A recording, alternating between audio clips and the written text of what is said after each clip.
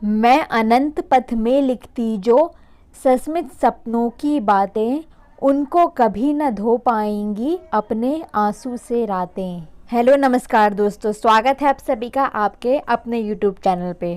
आज हम हिंदी के विशाल मंदिर की वीणा पाणी कही जाने वाली महादेवी वर्मा जी के बारे में जानेंगे। इनसे संबंधित सभी तथ्य बहुत महत्वपूर्ण हैं जो DSSB के लिए, TGT, PGT, इसके अलावा नेट, GIC सभी एग्ज़ाम्स के लिए इम्पॉर्टेंट है जिसमें हिंदी साहित्य पूछा जाता है। तो इसमें हम सभी तथ्यों को कवर करेंगे। तो चलिए शुरू करते हैं। ये NCERT पुस्तक का आप पेज देख रहे हैं जिसमें महादेवी वर्मा जी के बारे में बताया गया है।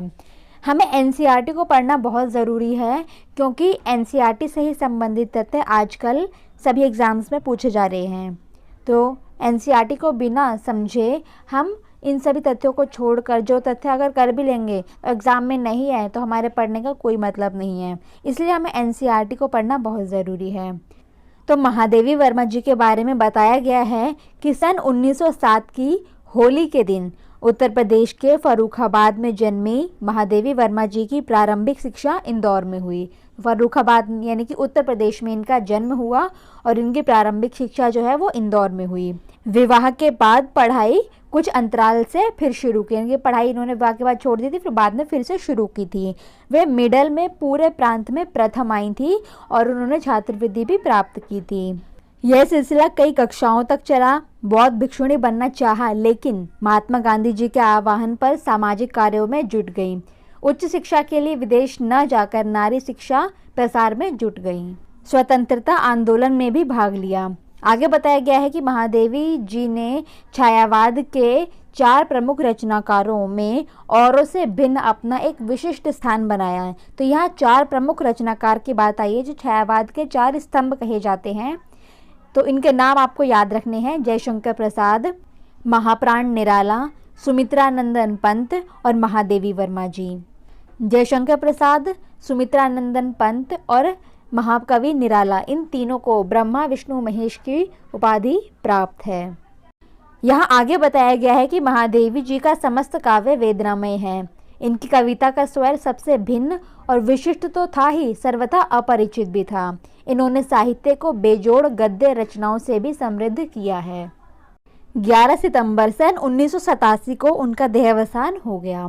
उन्हें ज्ञानपीठ पुरस्कार सहित प्रायः सभी प्रतिष्ठित पुरस्कारों से सम्मानित किया गया है। भारत सरकार ने सन 1956 में उन्हें पद्म भूषण अलंकार से भी अलंकृत किया। तो हमें ज्ञानपीठ पुरस्कार संबंधित भी याद रखना है कि इनको किस रचना पे ज्ञानपीठ पुरस्कार मिला है। सन 1982 में महादेवी वर्मा जी को उनकी काव्य रचना यामा के लिए उन्हें भारतीय ज्ञानपीठ पुरस्कार से अलंकृत किया गया है। ये आपको याद रखना है। साथ ही ये भी याद रखना है कि महादेवी वर्मा जी को उनकी काव्य रचना रश्मि और नीरजा के लिए मंगला प्रसाद पारितोषिक भी दिया गया था, जो उस समय का बहुत बड़ा पुरस्कार माना जाता था। इसके आगे बताया गया है कि कुल 8 वर्ष की उम्र में 12 महासा जैसी बेजोड़ कविता लिखने वाली महादेवी जी की काव्य रचना हैं निहार, रश्मि, नीरजा, सांध्य गीत, दीपशिखा, प्रथम आयाम, अग्निरेखा, यामा। ये सभी इनकी काव्य कृतियाँ हैं। गद्य रचनाओं में हैं अतीत के चलचित्र, श्रृंखला की कड़ियाँ, स्मृति की रेखाएं, पथ के साथी, मेरा परिवार और चिंतन के क्षण। तो ये उनकी गद्य रचनाएं हैं और काव्य रचनाएं हमने अभी पढ़ी। महादेवी जी की रुचि चित्रकला में भी रही। उनके बनाए चित्र उनकी कई कृतियों में प्रयुक्त किए गए हैं। अब इसकी मैंने एक ट्रिक बनाई है छोटी सी, आपको सिर्फ याद करवाने के लिए, जिससे आप इनकी कुछ रचनाओं को अपने टिप्स पे याद रख सकें। महादेवी का अर्थ आप जानते हैं। महादेवी यानी कि देवी, जिन देवी की हम पूजा करते हैं। तो दुर्गा जी जो हैं, उन देवी को जो हम दर्शन करते हैं तो हमारे चेहरे पे निखार आता है। निखार से आपको थोड़ा रिलेट करना है। इसके बाद रश्मि यानी कि उसमें से किरणें निकलती हैं। तो महादेवी में से तो जो प्रकाश निकलता है, जो उनका भामंडल रहता है, वो तो आपने देखा ही है कितना दीपायमान रहता है। तो उसमें से रश्मियाँ जो निकलती हैं उससे आप याद रखेंगे महादेवी से रश्मि निकलती है। इसके बाद नीरजा, महादेवी के हाथ में आपने देखा होगा नीरज यानी कि जो कमल का पुष्प है वो उनके हाथों में रहता है। इसके बाद सांध्य गीत। तो संध्या में महादेवी जी के गीत गाए जाते हैं, उनकी आरती की जाती है। और किससे आरती की जाती है? दीपों से। दीपों की जो शिखा बनाई जाती है उनसे महादेवी जी की आरती की जाती है। और कोई काम नहीं किया जाता, सबसे पहले हमें उनकी आरती करनी होती। प्रथम आयाम आता है आरती का। और जब दीपों की पूरी एक रेखा बन जाती है तो उससे पूरी अग्नि एक ऐसा लगता है कि अग्नि एक रेखा में आ गई हो। तो अग्नि रेखा आप ऐसे याद कर लेंगे। और आपने आरती कब की? यामा के समय। यामा यानी कि रात्रि। तो रात्रि के समय और संध्या के समय आपने आरती की थी। तो एक बार दोबारा रिवाइज कर लेते हैं कि महादेवी को देखकर हमारे चेहरे पे निखार आता है, महादेवी जी से रश्मियाँ निकलती हैं, महादेवी जी के हाथों में नीरज होता है। महादेवी जी की आरती सांध्य में और यामा के समय यानी कि रात्रि में की जाती है। और किससे की जाती है? दीप शिखा से की जाती है। पहले कोई काम नहीं किया था, प्रथम आयाम होता है आरती का। तो दीप शिखा से ही आरती की जाती है और वो दीप शिखा पूरी अग्नि रेखा जैसी लगने लगती है। तो ये पूरी कहानी एक छोटी सी कहानी है जिससे आप इनकी रचनाओं को याद रख सकते हैं। यदि आप इन सभी के प्रकाशन वर्ष याद रखते हैं तो बहुत ही अच्छा होगा। निहार सबसे पहले हमने बात की थी, तो इसका प्रकाशन वर्ष है सन 1930। इसके बाद रश्मि का है सन 1932, नीरजा सन 1935, सांध्य गीत सन 1936, यामा सन 1940, दीपशिखा 1942 और सप्तपर्णा, ये भी एक रचना है सप्तपर्णा, जिसका प्रकाशन वर्ष है सन 1960। अब इस एनसीईआरटी बुक के अलावा कुछ और तथ्य भी जान लेते हैं जो इन महादेवी वर्मा जी से संबंधित हैं और महत्वपूर्ण हैं। सबसे पहले हमें इनका जन्म और मृत्यु वर्ष याद रखना ज़रूरी है। सन 1907 में इनका जन्म हुआ और 1987 इनका मृत्यु वर्ष है, इनके कुल 80 वर्ष इन्होंने जिए। जन्म स्थान इनका हमने फर्रुखाबाद जान ही लिया था। मृत्यु स्थान इनका इलाहाबाद है।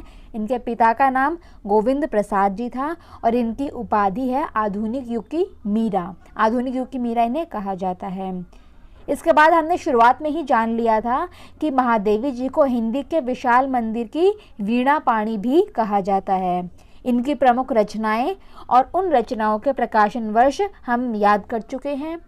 एक महत्वपूर्ण तथ्य जो आपको याद रखना है कि जो ज्ञानपीठ पुरस्कार से सम्मानित उनकी रचना है यामा, इसमें निहार, रश्मि, नीरजा और सांध्य गीत, इन चारों के जो महत्वपूर्ण गीत हैं, जो इम्पोर्टेंट जो कविताएं थी उनका एक संकलन कर दिया गया है यामा में। तो यामा क्या है? निहार, रश्मि, नीरजा और सांध्य गीतों के प्रमुख गीतों का संकलन है यामा, जिस पर उन्हें भारतीय ज्ञानपीठ पुरस्कार प्राप्त किया है। अगला महत्वपूर्ण बिंदु है कि महादेवी वर्मा कृत जो सप्तपर्णा है, जिसका प्रकाशन वर्ष सन 1960 रहा, इसमें ऋग्वेद के मंत्रों का हिंदी काव्यानुवाद संकलित है। तो एग्जाम में अगर ऐसा प्रश्न बने कि महादेवी वर्मा जी की ऐसी कौन सी रचना है जिसमें ऋग्वेद के मंत्रों का हिंदी काव्यानुवाद है, तो इसका आंसर होगा सप्तपर्णा। अगला महत्वपूर्ण बिंदु है कि अयोध्या सिंह उपाध्याय हरिऔध जी ने महादेवी के प्रथम काव्य संकलन यानी कि निहार, जो सन 1930 में प्रकाशित हुई थी, इसकी भूमिका लिखी थी। तो सन 1930 में प्रकाशित निहार की भूमिका किसने लिखी है? अयोध्या सिंह उपाध्याय हरिऔध जी ने। हरिऔध इनकी उपाधि है, अयोध्या सिंह उपाध्याय इनका पूरा नाम है। तो इसकी भूमिका लिखी है इन्होंने, आपको याद रखना है। आगे बताया गया है कि महादेवी वर्मा की ब्रजभाषा और आरंभिक खड़ी बोली की कविताओं का जो संकलन है वो 1984 में प्रथम आयाम शीर्षक से प्रकाशित हुआ। तो प्रथम आयाम हमने याद करा था कि हमें सबसे पहले क्या करना है? आरती करनी है। तो प्रथम आयाम है आरती का। तो प्रथम आयाम है क्या? तो ये ब्रज और आरंभिक खड़ी बोली की जो महादेवी जी की कविताएं हैं उसका संकलन प्रथम आयाम में किया गया है, जो सन 1984 में प्रकाशित हुआ था। आगे आपको ये भी याद रखना ज़रूरी है कि महादेवी वर्मा जी किस दर्शन से प्रभावित है, क्योंकि जिस दर्शन से कवि प्रभावित होता है उसकी रचनाओं में वो ही स्पष्टता झलकता है। तो हमें ये याद रख लेना है कि महादेवी वर्मा जी बौद्ध दर्शन से प्रभावित रहस्यवादी कवित्रियों के रूप में जानी जाती हैं और इनका जो सर्वाधिक प्रिय प्रतीक कहें, जो उन्होंने कविताओं में अपनी रचनाओं में जिस प्रतीक का इस्तेमाल किया है, तो इन्होंने सबसे ज़्यादा दीपक और बादल, इन दो प्रतीकों का ज़्यादा इस्तेमाल किया है। तो इनका सर्वाधिक प्रिय प्रतीक भी कहा जा सकता है दीपक और बादल। तो महादेवी वर्मा जी से यह संबंधित तथ्य आपको याद रखने हैं। आगे कुछ एक महत्वपूर्ण बिंदु है, उन्हें भी आपको याद रखना है। जो एग्जाम में पूछे जाते हैं मैं वही आपको बता रही हूँ ताकि आपका कोई पॉइंट छूट ना जाए। तो आपको याद रखना है कि चांद पत्रिका का जो संपादन है वो महादेवी वर्मा जी ने किया था, और सन 1934 में जो उनकी रचना नीरजा है उसके लिए उन्हें शेक्सपियर पुरस्कार भी दिया गया था। तो ये आपको याद रखना है। अगला बिंदु आपको याद रखना है कि महाप्राण निराला जी ने, जो उनके मुंह बोले भाई भी थे, उन्होंने महादेवी जी को विशाल मंदिर की सरस्वती कहा है। तो विशाल मंदिर की सरस्वती किसने कहा है? महाकवि निराला जी ने। महादेवी वर्मा जी ने भारत में महिला कवि सम्मेलन की नींव रखी थी। तो कितनी बड़ी बात है, पहले कवि सम्मेलन तो हुए करते थे लेकिन महिलाओं के नहीं हुआ करते थे। तो महिला कवि सम्मेलन की नींव किसने रखी थी? महादेवी वर्मा जी ने। ये आपको अच्छे से याद रखना है। इसी क्रम में उन्होंने 15 अप्रैल 1933 में सुभद्रा कुमारी चौहान की अध्यक्षता में पहला अखिल भारत वर्षीय महिला कवि सम्मेलन, जो कि प्रयाग महिला विद्यापीठ में संपन्न किया था। तो उनके सानिध्य में 1933 में, जिसमें सुभद्रा कुमारी चौहान भी अध्यक्ष थी, तो पहला जो अखिल भारतीय, अखिल मतलब पूरे संपूर्ण भारतवर्ष का जो महिला सम्मेलन हुआ था वो प्रयाग में संपन्न हुआ था। ये भी आपको याद रखना है। इसी क्रम में आपको ये बिंदु भी जान लेना ज़रूरी है कि प्रयाग में रंगवाणी नाट्य संस्था की स्थापना किसने की थी? महादेवी वर्मा जी ने। रंगवाणी नाट्य संस्था, ये बिंदु ऐसे हैं कि अगर कभी एग्जाम में आपके टफ क्वेश्चन आ गया तो आप इस बिंदुओं के माध्यम से उनका आंसर सही कर सकेंगे। आपको ऐसा ना रहे कि आपने वे बिंदु छोड़ दिए थे जो आपके एग्जाम में गलत हो गए, महादेवी वर्मा जी से संबंधित है। अगला बिंदु आपको याद रखना है कि महादेवी साहित्य संग्रहालय कहाँ पर है? तो ये नैनीताल के निकट उमागढ़ नाम के गाँव में है। तो ये आपको याद रखना है, नैनीताल के निकट उमागढ़ गाँव में महादेवी साहित्य संग्रहालय बना हुआ है जो विश्व विख्यात है। अब एक दो हम पंक्ति ऐसी कर लेते हैं जो एग्ज़ाम में पूछी जा सकती हैं। जैसे हिंदी साहित्य जो कोश है उसमें महादेवी वर्मा जी के साहित्य के बारे में कहा गया है कि महादेवी का समस्त काव्य वेदनामय है। यह वेदना लौकिक वेदना से भिन्न आध्यात्मिक जगत की है, जो उसी के लिए सहज संवेद्य हो सकती है जिसने उस अनुभूति क्षेत्र में प्रवेश किया हो। तो इस पंक्तियों को आपको याद रखना है। ये हिंदी साहित्य कोश भाग 2 से ली गई हैं। तो आपको मेरे इस परिश्रम को याद रखना है कि ये पंक्तियाँ महादेवी वर्मा जी के बारे में हैं। इसी संबंध में आचार्य शुक्ल भी कहते हैं कि इस वेदना को लेकर उन्होंने हृदय की ऐसी अनुभूतियां सामने रखी जो लोकोत्तर हैं, लोक से परे, यानी कि कहाँ तक वे वास्तविक अनुभूतियां हैं और कहाँ तक अनुभूतियों की रमणीक कल्पना, यह नहीं कहा जा सकता। तो यह आचार्य शुक्ल ने महादेवी जी के बारे में कहा है। डॉक्टर बच्चन सिंह कहते हैं कि यह मूलतः समाज द्वारा उत्पीड़ित नारी की आत्माभिव्यक्ति है जो विद्रोह और आत्मदमन दोनों छोरों को छूती रहती है। तो ये बच्चन सिंह का कथन भी आपको याद रखना है।